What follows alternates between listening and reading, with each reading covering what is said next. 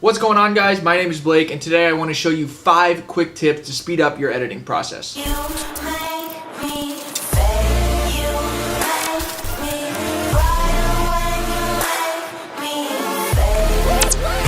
I've been editing a long time, and part of what makes me good at what I do is that I'm efficient. These tips are going to be for Adobe Premiere Pro, but the general concepts are going to work for all non-linear editing systems like Premiere, Final Cut, Avid, Resolve, Sony Vegas, what have you, iMovie. Anyways, this is literally a video about getting things done quickly, so let's just jump right into it. Number 1, customize your workspace. Customizing your workspace is a huge part of editing efficiently. There's a ton of different windows in Premiere, and you'll find out that you use some a lot more than others. Customize things how you want, and you can save those custom workspaces to something that works for you. You can always revert things to a saved layout if something kind of gets messed up. I have multiple workspaces for editing on my laptop versus editing on 2 monitors, 3 monitors, that type of thing. There's really a million possibilities and a million combinations of windows to optimize the way that you work in Premiere. Number 2, organize your media. This seems like a no-brainer, but you can really dig yourself a hole if you don't kind of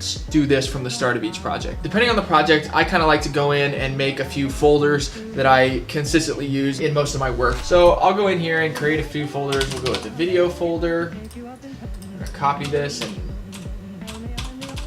put a bunch of them in here and change the names here. I usually do a music folder, hold all my songs, go with a graphics folder for transitions or other elements that I might use, a sound effects folder, and last an images folder.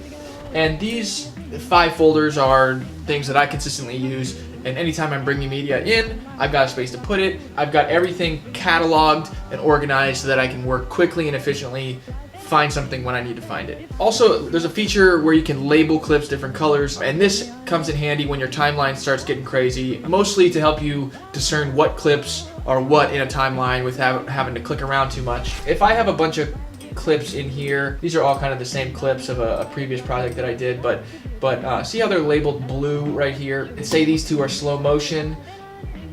Go in here to the label command, and I might label those rose colors. So now they turn red. Things like that can really help you speed up trying to find something in your timeline. The third thing is keyboard shortcuts. Of all of these steps, this is probably the most important thing, and the thing that made me the most proficient when I started editing was knowing your keyboard, and this is going to kind of make or break you as a fast editor. Just about every key on your keyboard has a command, and memorize these. You don't have to make flashcards or anything like that, don't worry. Just be aware of what tools correspond to each buttons and memorize them over time, because they're really going to help you crush through the different commands in Premiere or any other editing software. In your edit menu, you should be able to find keyboard shortcuts. See the command there for Windows is Control-Alt-K, and that's going to bring up the keyboard shortcuts menu. Now you can edit these if you want to customize a few things, but really it's pretty useful to just kind of know what's there. You can hit a specific key. If I hit the Control button, it's going to show up blue. Control-C is going to be copy. This is a pretty useful way to find keyboard shortcuts when you're really wondering, oh man, it would be so much easier if I could hit 1 button or 2 buttons to get that thing done. Here's a way to look up a whole bunch of them. Another option is a keyboard cover.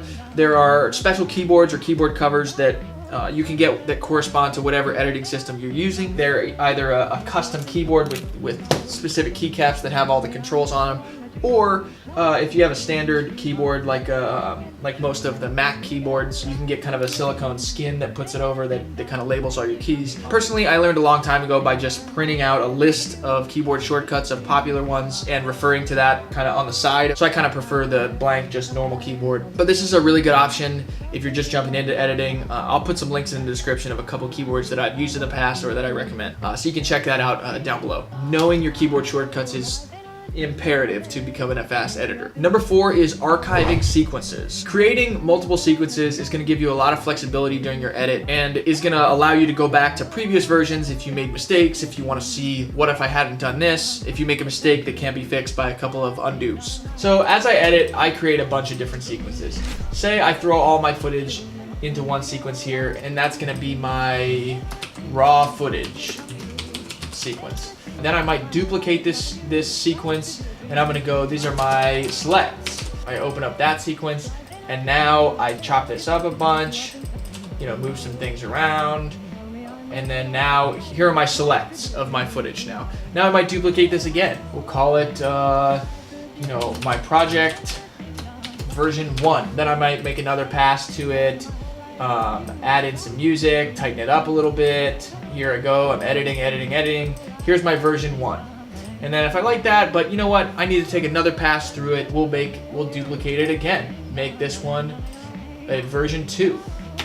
So now, I got this all tightened up. Here's my perfect final video. But oh wait, I forgot a clip. I can go back and find it either in my selects or in my raw footage, something like that. It's just a kind of a random hypothetical situation. Just wanted to quick show you that every time I'm gonna make a big change, I usually duplicate that sequence and then move on from there so that I have kind of these checkpoints. You can kind of think of it as like save points in a video game or something like that. So archiving sequences and creating these multiple points along your edit can really save you some time instead of just having to go back in and find your raw footage. Last one, using markers to edit well to music. So I'm gonna bring in this song right here. I've got a song, and I'm gonna drop it in my timeline right here.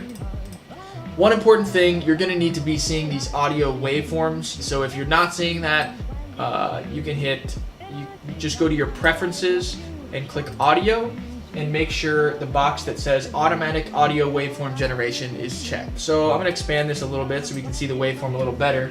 It looks like the song picks up a lot right here, so like a lot right there. You can see these waveforms are small and then they get a little bit bigger. So let's play that through. So there's a pretty big drop right there. We're gonna find that right here. So it looks like it happens right here. We're gonna put our cursor there and hit M. And that puts a marker on there. You can see that marker in green. Let's make a second one on a different beat. So there's another one right here, a solid one to cut to. And what these do is, as long as you have this snap tool on, the keyboard shortcut is S, you can drop clips in there and lock them in so they start on these beats. And that's going to make your edit look really clean. It's a quick way to like kind of save these little beats in the song so you can cut quickly to them. It also helps cut down a song of shorter length using these beats to cut on it really well. Really rudimentary example, but I think that kind of wraps it up. I can honestly go on for hours with these tips I've learned over the years editing, both professionally and then for fun on my YouTube channel and all that. Please let me know if there are other things you'd like to see as far as tutorials and that kind of thing. Anyway, those are 5 quick tips to help you edit quickly, proficiently, efficiently. So get out there and start cutting.